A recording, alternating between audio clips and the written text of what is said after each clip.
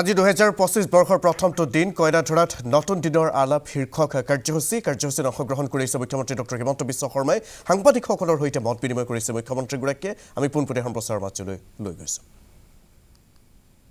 এই পৰ্টেলটো প্ৰত্যেক বছৰে 1 জানুৱাৰীৰ পৰা 28 ফেব্ৰুৱাৰীলৈকে খোলা থাকিব।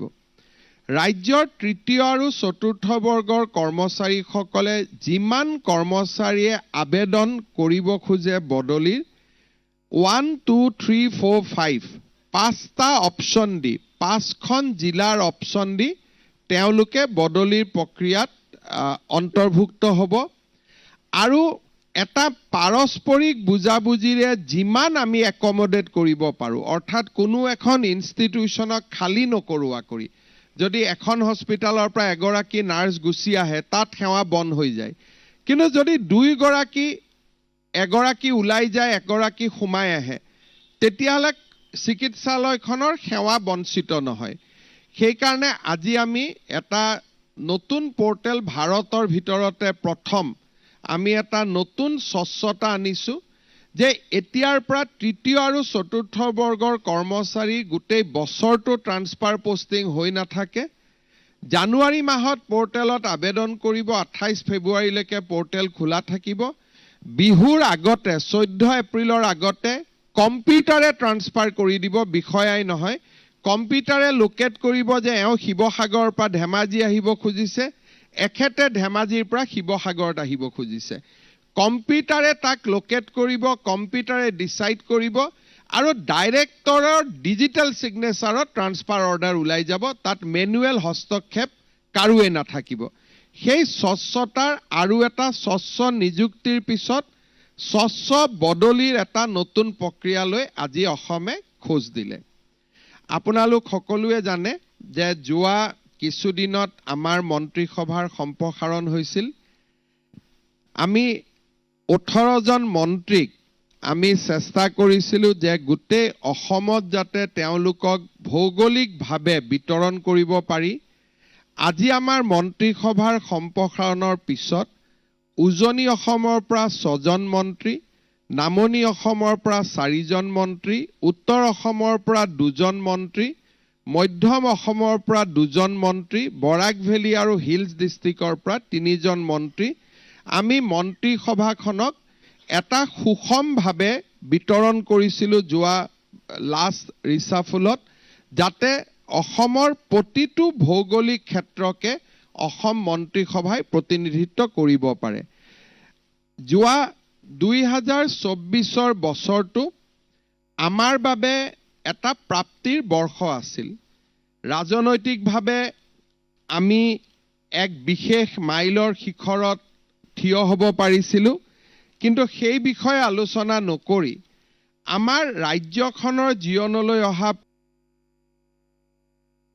ছেমিকণ্ডাক্টৰ বিনিয়োগে অসমলৈ এটা নতুন যুগৰ আৰম্ভণি কৰিলে। প্ৰায় 27,000 কোটি টকাৰ ব্যয়ৰ টাটাৰ যিটো semiconductor assemble tested mark and package units আমি যাক বনাব গৈ আছোঁ, ই 48 মিলিয়ন চিপছ ই বছৰত নিৰ্মাণ কৰিব পাৰিব। লাৰ্চন আৰু টাৰ্বোৱে এই প্ৰজেক্টটো কাম ইতিমধ্যে আৰম্ভ কৰিছে। ই প্ৰায় 30,000 লোকৰ ডিৰেক্ট এণ্ড ইনডাইৰেক্ট কামৰ সূচনা কৰিব আৰু জাগিৰোডত দিনে নিশাই নিৰ্মাণ হৈ থকা এই প্ৰকল্পটো এই বছৰৰ শেষৰ ফালে মুকলি কৰিব পৰা পৰ্যায়লৈ আহিব। 27,000 কোটি টকা ইনভেষ্টমেণ্টেদি এই প্ৰকল্পই সমগ্ৰ অসমৰ প্ৰতি ভাৰতবৰ্ষৰ যি চিন্তা আছিল সেই চিন্তাৰ এক পৰিৱৰ্তন আনিলে। অসমে ফিউচাৰ ইণ্ডাষ্ট্ৰী গুজৰাট আৰু আমাৰ ক'ব গ'লে তামিলনাডুৰ সৈতে একেলগে ইণ্ডাষ্ট্ৰী 4.0 বা ফিউচাৰ ইণ্ডাষ্ট্ৰীৰ জগতখনত আমি একেলগে প্ৰৱেশ কৰিব পাৰিলোঁ। মই ভাবোঁ যে যোৱা বছৰ আমাৰ চৰকাৰখনৰ ই এক হাই পইণ্ট আছিলে আৰু অসমৰ নতুন প্ৰজন্মৰ বাবে ই এক আশাৰ বতৰা আছিলে। যোৱা 2024 বছৰটো অসমৰ বাবে প্ৰাপ্তিৰ বছৰ আছিলে। চৰাইদেউ মৈদামক প্ৰধানমন্ত্ৰী নৰেন্দ্ৰ মোদী ডাঙৰীয়াৰ ঐকান্তিক প্ৰচেষ্টাত 43rd world heritage property of India আৰু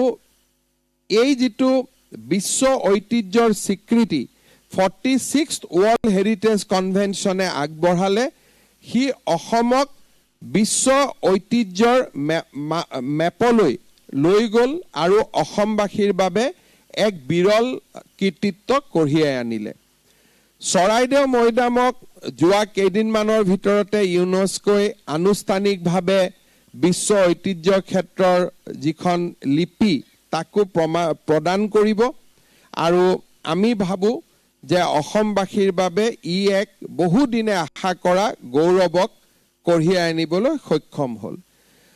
2024 চনটো অসম আৰু অসমীয়াৰ বাবে গুৰুত্বপূৰ্ণ বৰ্ষ আছিল অক্টোবৰ 2024ত অসমীয়াক ক্লাছিকেল লেংগুৱেজৰ মৰ্যাদা ধ্ৰুপদী ভাষাৰ মৰ্যাদাই অসমলৈ এক ভাবিব নোৱাৰা প্ৰাপ্তি আৰু আনন্দ কঢ়িয়াই আনিলে অসমত ভাষা আন্দোলনৰ মূল আৰম্ভণি হৈছিল যে অসমীয়া ভাষাৰ পৰা বঙালীৰ উৎপত্তি নে বঙালী ভাষাৰ পৰা অসমীয়াৰ উৎপত্তি এই দুইটা দশকজোৰা বিতৰ্কৰ অৱসান ঘটাই ভাৰতবৰ্ষৰ চৰকাৰে দুইটা ভাষাকে ক্লাছিকেল লেংগুৱেজৰ মৰ্যাদা দি আমাৰ ৰাজ্যখনৰ বহুদিনীয়া ভাষাৰ ওপৰত চলি থকা এক বিতৰ্কৰ অন্ত পেলালে এতিয়া আমি ৰাজ্য চৰকাৰে সামূহিক প্ৰচেষ্টা হাতত লৈছে যে কেনেকৈ আমি ইউনিকোডত অসমৰ যিকেইটা লিপি এতিয়াও অন্তৰ্ভুক্ত হোৱা নাই ব আৰু ৰৰ ধৰণৰ অসমৰ যিকেইটা বিশেষ লিপি সেই লিপিকেইটাক আমি কেনেকৈ ইউনিকোডৰ আওতালৈ আনিব পাৰোঁ তাৰ বাবে বিশেষ প্ৰচেষ্টা ইতিমধ্যে আৰম্ভ হৈছে আৰু বঙালী ভাষাৰ লিপিখিনি কেৱল মাত্ৰ যে বঙালী ভাষাৰ লিপি নহয় অসমীয়া ভাষাৰো লিপি তাকো সগৌৰৱে ইউনিকোড প্লেটফৰ্মত প্ৰতিষ্ঠা কৰাৰ বাবে প্ৰাৰম্ভিক প্ৰচেষ্টা ৰাজ্য চৰকাৰে ইতিমধ্যে হাতত লৈছে মই ভাবো যে যোৱা বছৰটোত আমাৰ বাবে আৰু এক আনন্দৰ দিন আছিল যেতিয়া প্ৰধানমন্ত্ৰী নৰেন্দ্ৰ মোদী ডাঙৰীয়াই লাচিত বৰফুকনৰ সমাধিত তেখেতৰ বিশাল প্ৰতিমূৰ্তি উদ্বোধন কৰিছিল চৰ্দাৰ পেটেলৰ প্ৰতিমূৰ্তিক লৈ গুজৰাটত গৌৰৱ হয় শিৱাজীৰ প্ৰতিমূৰ্তিক লৈ মহাৰাষ্ট্ৰৰ ৰাইজে গৌৰৱ কৰে লাচিতৰ প্ৰতিমূৰ্তিক লৈ এতিয়া আমি ৰাজ্যবাসীয়েও গৌৰৱ কৰিব পাৰোঁ তেনে এক পৰ্যায়লৈ আমি গতি কৰিবলৈ সক্ষম হৈছিলোঁ মই কেইটামান প্ৰশাসনিক আপোনালোকক এজেণ্ডা মই জনাব খুজিছোঁ 2021 চনত আমাৰ 31খন কেবিনেট মিটিং আমি কৰিছিলোঁ 2022ত আমি 41খন কেবিনেট মিটিং কৰিছিলোঁ 2023ত 40খন লোকসভা নিৰ্বাচনৰ মডেল কোড অফ কণ্ডাক্ট থকাৰ পিছতো 2024ত আমি 33খন কেবিনেট আমি কৰিবলৈ সক্ষম হৈছিলোঁ স্বাধীনতাৰ পিছত 4 বছৰত 143খন কেবিনেট মিটিং আৰু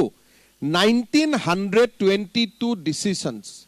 আমাৰ ৰাজ্যৰ প্ৰশাসনিক বুৰঞ্জীৰ বাবে ই এক নতুন ঘটনা আছিলে আৰু 1922 ডিচিশনৰ ভিতৰত আমি 1876 আমি ৰূপায়ণ কৰিছোঁ ইমপ্লিমেণ্টেশ্যন 97.61 54টা ডিচিশন যিকেইটা খুব নতুনকৈ লোৱা সেইকেইটা ডিচিশন মাত্ৰ ইমপ্লিমেণ্টেশ্যনৰ বাবে পেণ্ডিং হৈ আছে প্ৰতি বছৰে আমি আউটষ্টেশ্যন কেবিনেটৰ এটা আমি সিদ্ধান্ত লৈছিলোঁ 2021ত আমি 2খন কেবিনেট বাহিৰত কৰিছিলোঁ 2022ত আমি 7খন কেবিনেট বাহিৰত কৰিছিলোঁ 2023ত আমি 4খন কেবিনেট জিলাৰ বাহিৰত কৰিছিলোঁ আৰু 2024তো আমি 4খন কেবিনেট আমি ৰাজ্যৰ আন জিলালৈ লৈ গৈছিলোঁ এই কেবিনেটসমূহৰ প্ৰাপ্তি আছিলে যে 137টা লোকেল ইম্পৰ্টেন্স প্ৰজেক্টছ আমি ঘোষণা কৰিব পাৰিছিলোঁ আৰু প্ৰায়বোৰ প্ৰজেক্টে সুন্দৰভাৱে গতি লাভ কৰিছে, যিয়ে আজি অসমৰ আন আন জিলাৰ বিধায়কসকলেও যিসকলে এসময়ত বাহিৰত কেবিনেট পতাক লৈ তেওঁলোকৰ ডিমত আছিলে, আজি তেওঁলোকে আনুষ্ঠানিকভাৱে ৰাজ্য চৰকাৰৰ কেবিনেটক তেওঁলোকৰ জিলালৈ নিমন্ত্ৰণ কৰাৰ পত্ৰ বা অনুৰোধ আমি প্ৰতিদিনেই লাভ কৰিছোঁ। ই যোৱা 4 বছৰৰ প্ৰচেষ্টা, যি প্ৰথম অৱস্থাত তাক ক্ৰিটিকেলি চোৱা হৈছিল,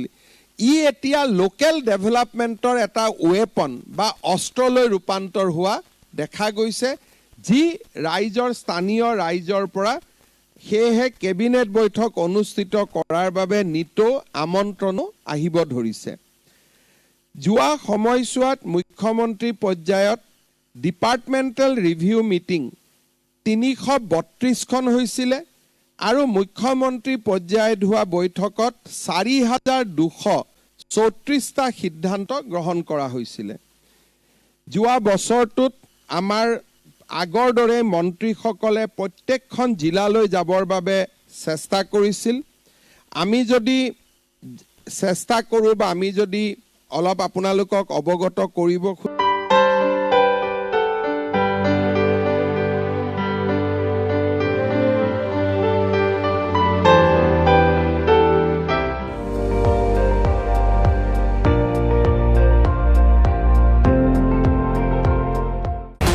আপুনি চাই আছে ND24, সৰ্বশ্ৰেষ্ঠ নহয় সৰ্বোত্তমৰ দৌৰ।